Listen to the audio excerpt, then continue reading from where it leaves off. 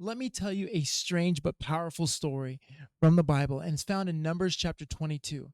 See, there was a man named Balaam, and he was not a random guy. He was known as a spiritual leader, someone who hears from God, and otherwise, in other words, he was a prophet. And at this time in history, the nation of Israel was traveling through the wilderness, and a nearby king, Balak, was terrified of Israel. So he tried to hire Balaam, the prophet, to place a curse on Israel. But God told Balaam clearly, do not go, do not curse them.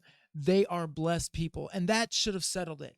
When Balaam told Balak, no, he's not going to curse him, something interesting happened.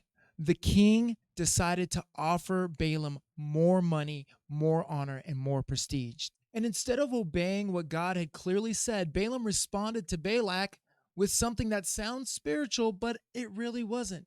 He said, let me go ask God again. And that's where things started to unravel in Balaam's story. So, long story short, Balaam actually sets out on his donkey to go meet the king Balak. But God sends an angel with a large drawn sword to block the road that Balaam is going down. And Balaam doesn't see this angel, but the donkey does. So, three times the donkey tries to avoid the danger.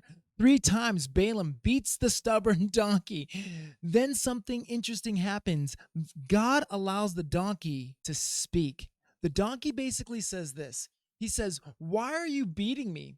Haven't I always been loyal to you? And then finally, God opens Balaam's eyes to see the angel, and he realized that he was headed towards destruction. So, what does this talking donkey story actually tell us about ourselves? See, this wasn't just a strange animal story, it's about the blind spots in our life.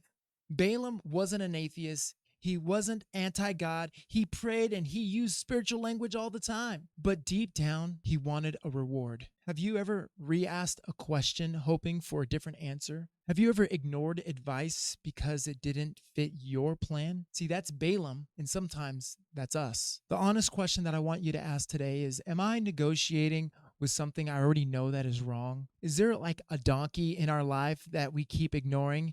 And maybe it's a spouse's concern, a friend's warning, or a coworker's hesitation, or maybe a quiet inner conviction. Sometimes the most inconvenient voice is the one that's saving you.